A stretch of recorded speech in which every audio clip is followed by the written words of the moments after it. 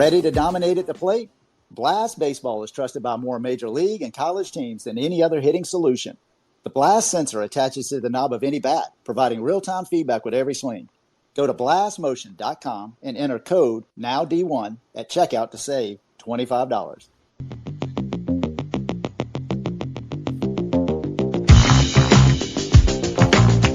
All right, everybody, it is 9 o'clock. Let's get right into it. We do this show every Monday through Thursday at 9 p.m. Eastern on X Spaces. I'm Alan Gay, and this is Now D1 Speaks. Hey, we got a big show tonight, a show that I've really been looking forward to. We've got the head baseball coach from North Iowa Area Community College with us. We've got Coach Josh Merrill. Hey, Coach, are you there? Yep, definitely here. Hey, man, I am so glad you're going to be able to join us. This is going to be a fun night. Hey, why don't you kind of kick it off, man? Tell us maybe where did you go to college? What positions did you play? And, man, how'd you get into coaching? Yeah, absolutely. So I'm a Kansas boy. So I played at Neosho County Community College. I was blessed to play for a really good team. There's several big leaguers that have played or are still playing from the two teams that I was at. For Neosho County, I played for a Hall of Fame coach. I was a pitcher.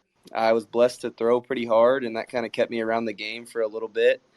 I kind of joke sometimes I threw hard and didn't always throw strikes. So that was kind of what got me there. From Neosho County, I went to the University of Arkansas at Little Rock. Played at the Division I level for a year and got hurt. And I finished up at a Division II in Tennessee called King University. And I got to go around and play baseball at some awesome places with some awesome coaches and teammates. And then I was lucky enough to get a call from a former teammate about, hey, man, why don't you come be our pitching coach for this high school team? And I was kind of hesitant about it, didn't really want anything to do with it. Seeing baseball from the world of coaching with a really, macro lens was awesome. Just being a part of the game in a different way and being able to help guys get to where they want to get to.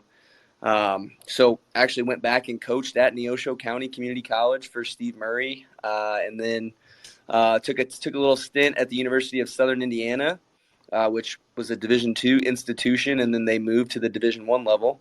And then I got this opportunity to be the head coach here at North Iowa Area Community College. So kind of a crazy journey, that a lot of steps, a lot of stops with a lot of really awesome people. But ultimately it's all been great, and I'm very blessed to be where I'm at. Absolutely. What a fantastic introduction, man. Thanks for going through all of that. So I have to ask you, I mean, you kind of referenced that you were throwing hard.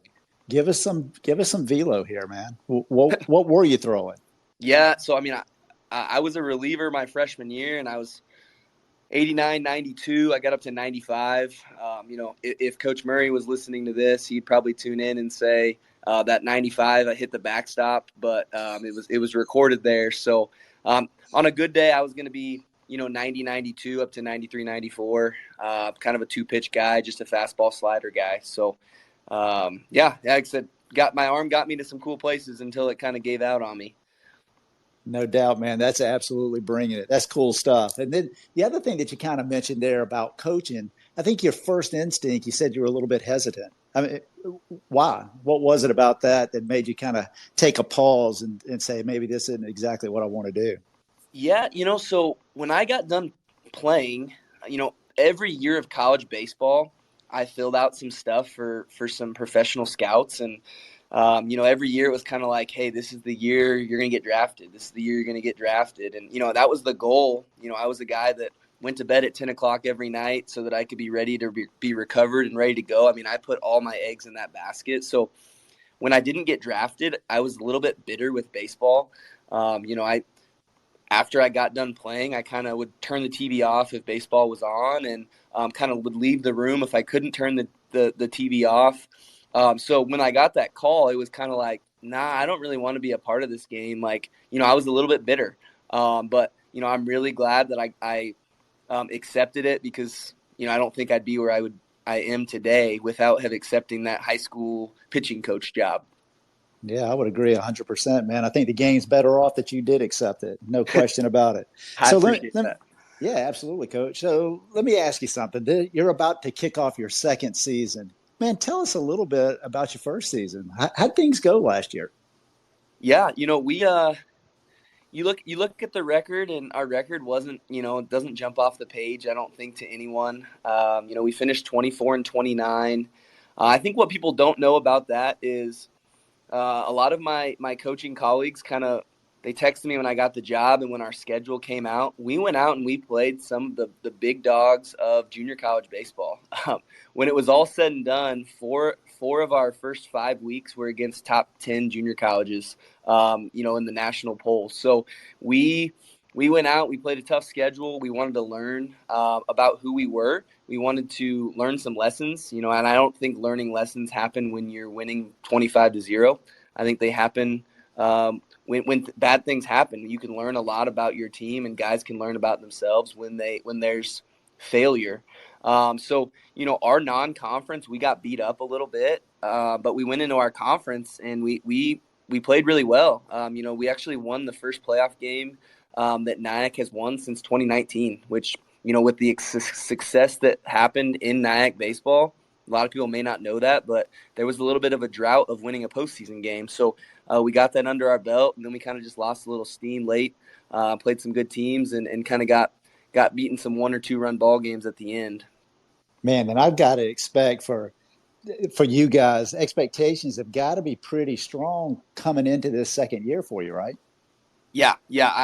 I really like the team that we have. We brought in a lot of young new faces, but we also have some older guys that we're expecting a lot from. Some guys that are either committed or are in the process of trying to find their right 4-year fit. So, Man, that's cool stuff right there, and I love it. So it's so you guys say you call it NIAC. yeah, so not Nyack. Yeah, Nyack. Nyack. Yep. Hey, I'll get it right. Hey, last year, man, you had a bunch of guys that were like all region. I think you even had an All American on the team as well. So, as you're kind of recruiting and growing your team and so forth, what are really the skills and qualities that you're looking for that kind of just stand out? Yeah, for me, position player wise, I love me a run. So those are things that I like to see. Obviously, I'm not just going to filter just a left-handed pitcher, and if a guy can't run, then that's not going to necessarily stop us from recruiting him. I think the big thing is finding a guy with the skill set that he can go out and do things with. And then on top of that, just finding the right guy. We talk about it with the recruiting process all the time. We want a really good baseball player, but more importantly, we want a really good person. We want a guy that's going to work really, really hard. At the high school level, you can be really talented and you can be the best guy on the field. At the college level, there's a whole bunch of really best guys on the field. What separates that is how hard you're going to work, how hard you're going to want to be pushed. So I think for us, we find guys that want to be pushed and want to be, we call it the best version of themselves. We want guys that are not content with where they are, but to be the best version of themselves. Hey, that's good. That's just really kind of leading into our whole conversation. As I know you're aware, our core audience is really uncommitted high school baseball players and as well as junior college baseball players and some transfer portal guys as well. And they're really looking for an opportunity to stand out and to be noticed. So, man, this is going to be a fantastic conversation. Hey, everyone that has joined us this evening, thank you so much for being here. We absolutely appreciate the support for Now D1, and thank you for the support for Coach Josh Merrill as well. We record this space, so if you got in late, don't worry about it. We're going to be able to retweet it out in its entirety, and you'll be able to hear it. So, let me kind of ask you here, Coach. You obviously, that great introduction. I mean, you've got a ton of experience as a player, and now you got a lot of experience as a coach as well. And it's been on various levels in collegiate baseball. How do you think that this kind of marrying your playing career with your coaching experiences, how has that really kind of developed your philosophy? Yeah, I think it's been invaluable. I think the big thing is I got the chance to play for, in my playing career, some fantastic coaches, some guys that left a mark on me, not only from the X's and O's of baseball, but just how to be a really good human being, how to be a really good a future employee, future father. I think that's a huge part of it. Steve Murray. I played for Scott Norwood at the University of Arkansas Little Rock. I played for Blaine Brown at King University. Those guys poured into their players.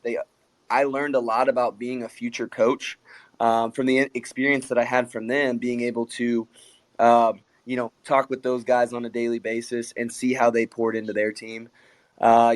Just on top of that, just teammates that I've been around that were really good people and really good, role models.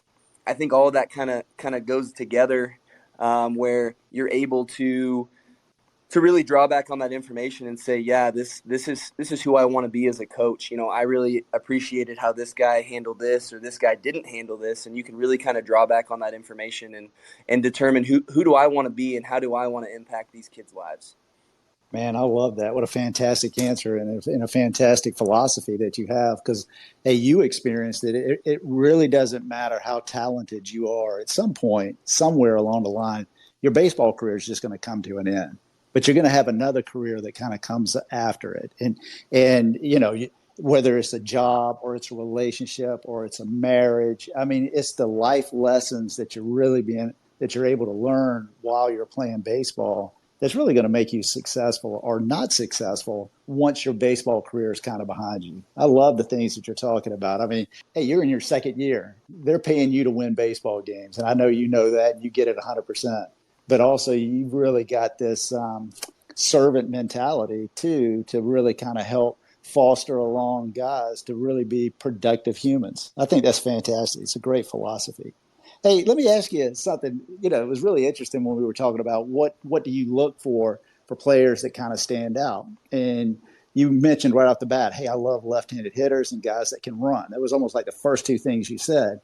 But you were a pitcher, and your first gig was really as a pitching coach. So let me ask you something. I mean, how have you been able to really work with hitters, catchers, all position players, and just kind of share some of those insights with your coaching methods and strategies? I've mentioned him a couple times, but I don't think I'd be where I am without Steve Murray, who's the head coach at Neosho County Community College. So when I went back to coach for him, I really had only worked with pitchers. I was doing pitching lessons. I was a pitching coach. And so when I got the job, he said, hey, by the way, you're going to learn how to work with hitters and you're going to learn how to work with position players because you're telling me you want to be a head coach. You got to be able to see the game from the other side. At first it was like, hey man, I think you may have, hired the wrong guy. Like I've only worked with pitchers.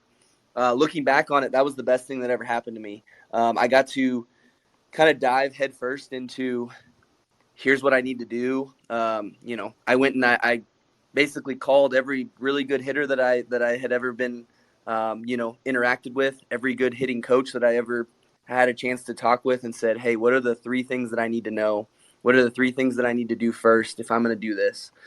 So I don't know where I would be where I was if I didn't have Coach Murray putting me in that position and didn't have a really good support system of guys in the profession that were working with those people that were willing to share what they have. I say it all the time. Coaching is a plagiarism sport. No one can say, hey, I adopted this and I did this, because chances are it came from someone else. So, from that standpoint, I had some really good coaches that let me pick their brain, and I kind of took what they had and ran with it. So let me ask you, as the head coach now, do you kind of gravitate back toward the bullpen, or now is there a different position or the hitters, or is there something that you really enjoy more? I am blessed. I have probably one of the best pitching coaches in the country. I've known him for a very long time. When I got this job, I said, hey, you're going to come with me. His name is Doug Gove. I said, Doug, you're going to come with me.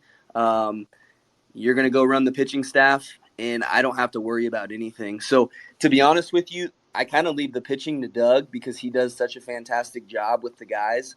I handle a little bit of hitting. I also have a really good hitting coach named Tyler Brown. So my first year, it was really hard because I kind of felt like I wasn't needed. I was like, man, I got some really good assistant coaches. Like, where do I need to be? Tyler Brown and I, my hitting coach and I, we kind of tag team hitting, and I kind of put a lot of the focus on the position players because my pitching coach does such a fantastic job developing pitchers and developing, all of the things that go with going and being successful on the mound. So surprisingly, no, I don't handle much of the pitching. That's good stuff, man. You're just the CEO. I love it. So, I don't know about that, but yeah, no, it's true though. When you have good people, man, your job gets easier. isn't it incredible? I mean, the better you can surround yourself, the better it makes you look. You know what I mean? I mean, that's incredible. That's awesome. Hey, let me ask you, or maybe you can kind of describe to us just a little bit with our core audience kind of in mind. Just kind of walk through the day of a student athlete. You know, what does their typical day look like in season? Yeah, in season, we're kind of trying to get guys ready to go to be 100% every day. So, we are our practices. We're going to try to identify, if we get carved up by a right-handed changeup, we're probably going to prioritize. Hey, today hitters, we're going to see a right-handed changeup, and we're gonna try our best to stay, a little bit more in the zone or whatever. We're gonna identify things in game that we can work on. But it's a lot. Our conference, we play Wednesdays, we play Fridays, or we play Wednesdays, Saturdays, and Sundays. So, our main point is how can we get our guys to be as close to 100% as they can be on game day. Keep the wheels turning, work on some weaknesses, and then also make sure that guys can be in the classroom and can make sure that they are the best student athlete that they can be, because we're missing class, we're missing things. So these guys have to be able to communicate with their instructors and make things up on the fly. So, the spring is a whirlwind. It's 56 games that goes by in 3 months. And your first freshman year, I mean, that thing goes by and you blink an eye and it's graduation time, and your sophomores are leaving and you're going to summer ball. I mean, it happens really quickly. So it's more than anything keeping guys healthy, keeping the wheels turning to allow them to go out and do their thing. I say it all the time, practice time is coach's time, game time is, players' time. The spring is a lot of game time, a lot of players' time. It's our job to identify how we can get guys a little bit better by tweaking some things, but hey, go out and do your thing, and let's go see where we can go with this today. Good stuff, man. So, what's kind of the ideal roster size for you? Yeah, we are right around 40 to 44 guys. Some high school guys might be like, whoa, that's a lot. In all reality, half of that roster is pitching. When we're playing Wednesdays, Saturdays, and Sundays, sometimes our conference even throws in a curveball at us, and we play a Tuesday, Wednesday, Saturday, Sunday.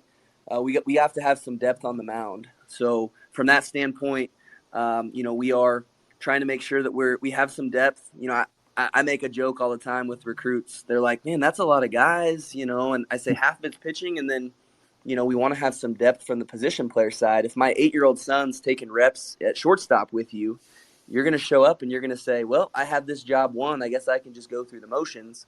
So we want some competition. We want some depth so that guys can really compete against each other. And that competition breeds guys getting better every day. So we're not going to over recruit. We're going to recruit what we need. And we're going to allow guys to go out and get opportunity, because that's what junior college is about. To get better, to get opportunity, and to go move on to your right 4-year fit. Absolutely. Hey, again, everyone that's joining us this evening, thank you so much. Again, we absolutely appreciate the support. I mentioned earlier that we record this space so that we can retweet it out. We also record it because we turn it into a podcast. And that podcast is now D1 Speaks, and it is on every platform out there, from Apple, Spotify, YouTube, you name it, it's out there, and it's actually gotten quite popular. And I think one of the reasons it's gotten popular is exactly what Coach Merrill is really talking about. And it's finding the right fit that's both athletic and a good person as well. I mean, you got to have the academics, you got to be strong in the classroom, but you also got to be just a strong teammate, a good human. You got to treat people the right way, and then you need to be a good ball player. And I think we've been able to kind of fit that role. We've had some exceptionally good young men come on that have had an opportunity to really kind of shine and to be heard and have a chance to really kind of move on to the next level. And then we've been blessed enough to have coaches come on as well and really just kind of share philosophies. And that is invaluable to uncommitted prospects and their families. This is the kind of information they want to be able to hear. So I say all that. If you're interested in hearing more and knowing more about it, man, I certainly would appreciate it if you go out and find us. Again, it's now D1 Speaks. Hey, Coach, let me ask you about finding good players. What is it that, one, when you're recruiting, and what specifically maybe are you looking for from an athletic standpoint that's going to really help that student athlete be successful, at the next level and really thrive? Yeah, a lot of the time when we go out to the field to recruit, we kind of have a list already put in place of guys that we've seen video of. We've talked to their coaching staff. Some of those metrics. I mean, for me, like I said, I like guys that can run. We want to see guys. I'm a big guy. If you're going to hit a single, I'd love for you to be able to steal a bag. So from that standpoint, we're looking for guys that can run. We're looking for athletes. I don't recruit by positions. I recruit by, all right, here's an athlete. This guy can go play 6 different positions on the field, so that kid that's the quarterback, the point guard, and the shortstop, that's a kid that really, takes my eye and says, yeah, that's a guy that's going to be able to go do the things that we want him to do. Once we get to the field, I think a lot of coaches would back up this statement. I'm looking for intangibles. I want to see – I already know the guy can play. There's times where I want to see that guy fail. When he strikes out, is he going to go back to the dugout and take his bat and hit the water cooler David Ortiz style? Well, that's probably not a guy that's going to excel in my program because we want our guys to be pretty even-keeled. No, we don't want guys to want to fail, but failure is going to happen. How are you going to handle that failure? A guy pops straight up to the pitcher. Is he the guy that's going to do a 10-second home to first, or is he going to guy that's going to showcase and, hey, I'm going to get down the line because I don't know who's watching? Those are things for me that's kids that come here or don't come here. Because at the end of the day, our job is to teach kids how to fail so that when failure happens, it's not, hey, let me go through World War III and go throw my equipment and go cuss out my mom. It's, hey, you know what? I'm going to take a deep breath, and I'm going to understand that my next at-bat is the most important. The at-bat that just happens over, or the air that just happened, or the home run that you gave up. There's so many different things. The kids that have success in our program are the ones that can flush failure and can handle success. Those are the intangibles that we look at when we go to the field. Well, Coach Merrill, where have you been the most successful in finding these types of athletes? And by that, I mean, for recruiting, do you guys have a camp and players come on campus, or have you been more successful going out and watching guys play? Or do you really have maybe some trusted scouts that, man, you could pick up a phone, or they could pick up the phone and call you and say, hey, let me tell you about somebody? What works best for you so far? I think it's a combination of all of that. We do some camps, so we actually just got done running a fall league. There was 112 kids from all over Iowa, Minnesota that came. It was every Sunday for 5 weeks. They came and they played. So that was where we were able to see some guys there. There's some really cool facilities that are pretty close to us. There's one in Des Moines. There's one in Marion where they host tournaments of 70, 80, 100 kids. That's kind of a big stomping ground for us because it's so close and we can see kids from kind of all over our region. But yeah, the other thing is just creating connections. Hey, I'm going to pick up the phone. Hey, Coach, what do you have this year in the 24 class? We've had success with guys before with you that have come in and had success. So, what do you have for us this year? So I think for us, it's a lot of connections. We don't have the ability to jump on a plane and go to Maryland to watch a kid. So we're recruiting more in a 6-state region. And that's kind of how that works is connections, going to those showcase type tournaments, and then hosting some stuff on our campus and creating a buzz with kids. Absolutely. It's a great approach. Thank you so much. And then you've kind of got it on both sides, though. I'm thinking, hey, you're kind of a recruiting freshman to come in, and maybe you're hitting some of the transfer portal as well. But at the same time, hey, man, you've got guys that are leaving the program, and I know you've got to be invested in that as well, helping them to have the opportunity to move along. Because one, hey, it's the right thing to do, certainly, but two, it's going to help your program as well. How do you navigate all of that plus coaching and Yeah. practice? It just seems like it would just take up a lot of time. Oh, absolutely. I hitting on the recruiting side of things. If we are a program that's a dead end for guys' careers, no one's going to want to come to us. So yeah, in the 4-year recruiting side, I mean, it's huge. As I'm not a guy that's shy talking. I'm not a guy that's shy with communicating. So creating networks with those 4-year schools is pretty easy. Getting to know those guys and kind of understanding once they come into the well and they see that guys have success, they're going to call and they're going to continue to call. So we're blessed that Nyack has had some eyes on it. We've sent some guys to some programs that they've had success. So people continue to call about our guys. I'm not saying it's easy, but it's easier when the track record has been there.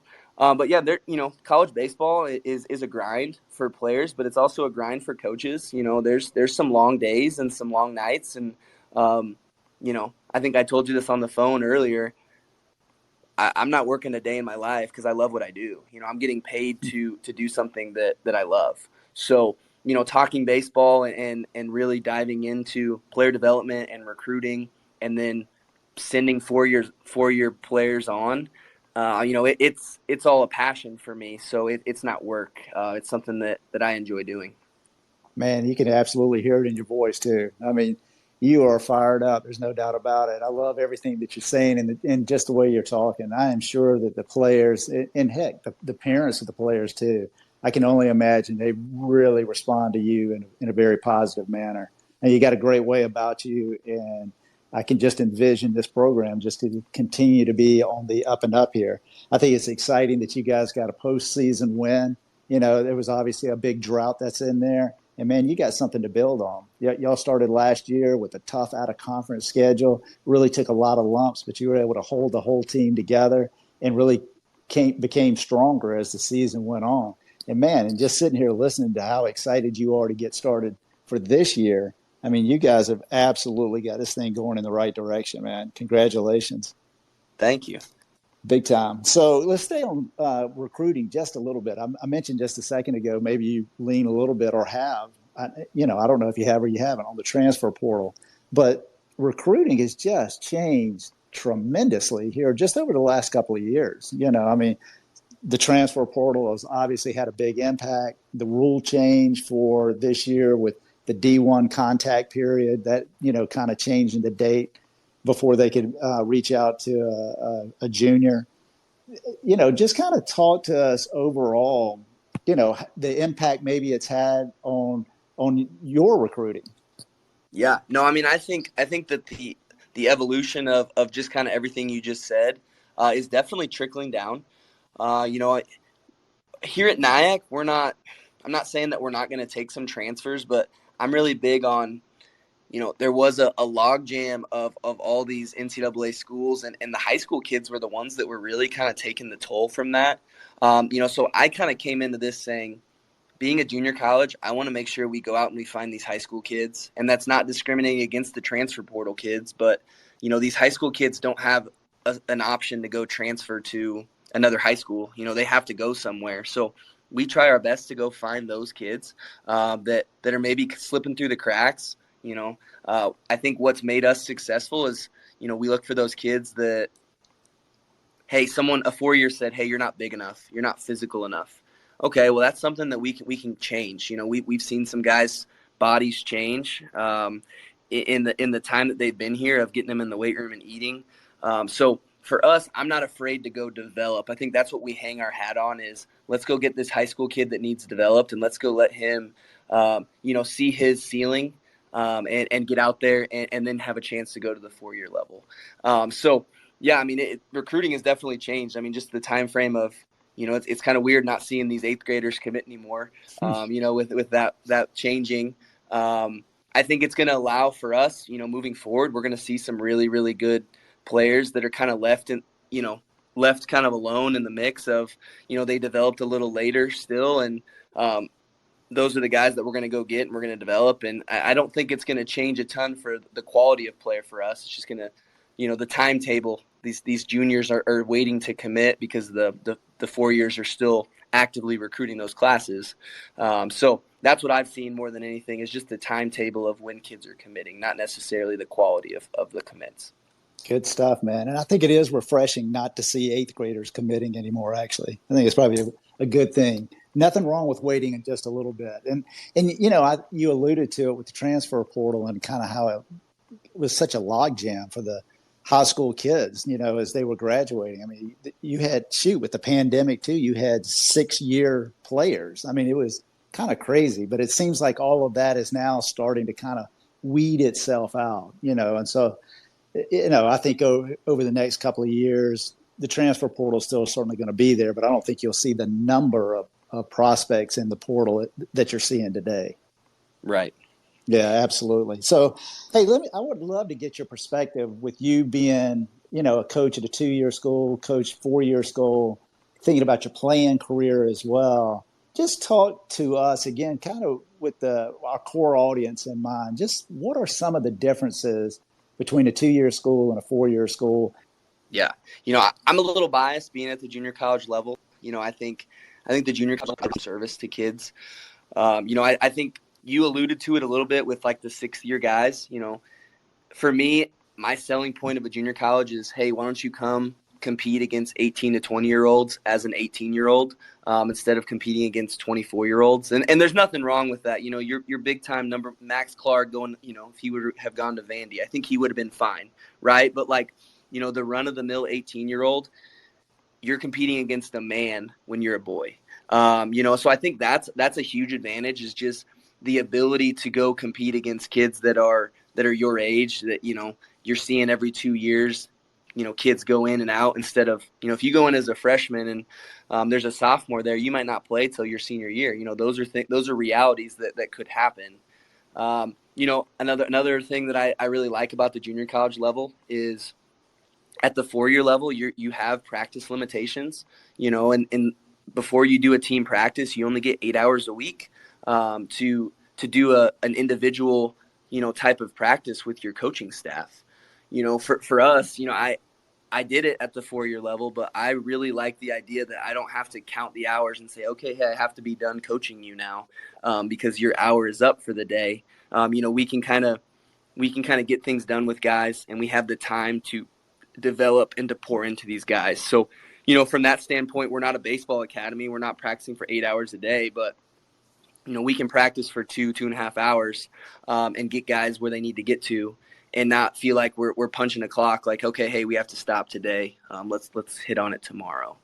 So, I think the advantage of the junior college is just the time and investment that you're going to get from a coaching staff, and then on top of that, you're competing against, guys your own age instead of, some men with lots of testosterone flowing through them.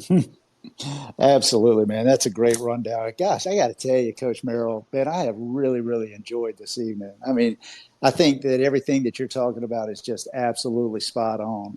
And I love just kind of thinking back over the conversation, how much credit you've really given to the coaches that coached you and that you were involved with, and the mentors that they have become. You've developed some real relationships, and I think that you're able to draw on their advice even today, and to be able to reach back out to them. And, as you alluded to, hey, this is a plagiarism sport. I think that's awesome. And, as a coach, you're not ashamed to give someone else the credit, but take that idea and put it to use as well. This has been a really, really good night. I hope you've enjoyed it. I have. I seriously appreciate you having me on. And like I said, any chance I get to talk baseball with someone, I'm going to do it. My wife only wants to talk so much baseball. So, getting the chance to get on and talk baseball with someone that's truly interested in the conversation is always a plus.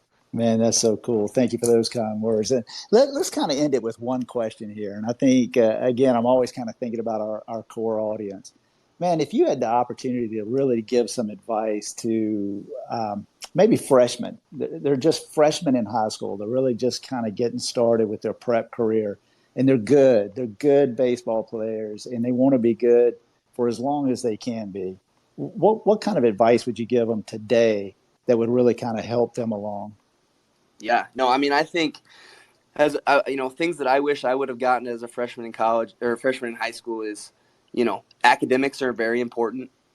I think really good baseball players at a young age think I can go get drafted and I can go do all these things and I don't have to do well in the classroom.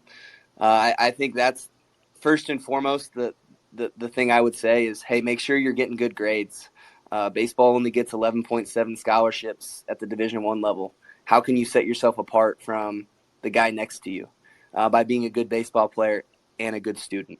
And then if you want to add a trifecta, be a good human being. Who are you when the sweat dries up? Eventually your career's going to end. Whether you want it to or not, eventually it's going to end. Who are you going to be remembered by? Are you going to remember by as the shortstop that was really good but was a terrible guy? Or are you going to be remembered as the really good guy that was really good at baseball? That's the guy that people want to be around. So from that standpoint, your career can end at any point in time. I tell our guys this all the time, like a car accident, we were in a car all the time. A lot of time it's not even our, outside of our control if something happens. How can we be the best version of ourselves if baseball was taken away? If we can cherish our career and cherish the teammates and the experiences that we have every single day, the ride's going to be awesome. And then you look back and there's no regrets of, I wish I would have done this. It's, man, I was cherishing this every day. And when God says my career's over, I'm going to feel good about it, knowing that I did everything that I was supposed to do. Man, that is some awesome advice right there from Coach Merrill. I got to tell you, man, anybody that was listening to that, there is no way you could argue against it. That's absolutely what it's all about. And what great advice for young kids really just getting started. Fantastic stuff right there, Coach. Man, thank you again for coming on. Absolutely appreciate it. Absolutely. Once again, thank you for having me. I appreciate what you do and you're doing for the sport and for the, your core audience. I mean, any way I can help out and be a part of that, I'm all in. So thank you again for letting me be a part of this. Absolutely. I tell you what, I know that we're going to be able to stay in touch. I'd love to reach back out to you again and have you come back on because I think you're going to inspire a bunch of people, man. For sure. Anytime, man. You let me know and I'm all on board. That sounds good. I can't think of a better way to end it tonight. Hey, again, thank you everyone that joined, and thank you, Coach Merrill. Thank you. Hey, let me ask you something. Are you ready to dominate at the plate this season? Blast Baseball is the #1 hitting improvement solution, trusted by more major league, college, and travel ball teams than any other. The Blast sensor attaches to the knob of any bat, providing real-time feedback with every swing. Metrics are automatically sent to a smartphone app, generating insights that allow you to analyze and improve your hitting like never before. Go to blastmotion.com and enter code NOWD1 and you will save $25 at checkout. Unlock your potential with Blast.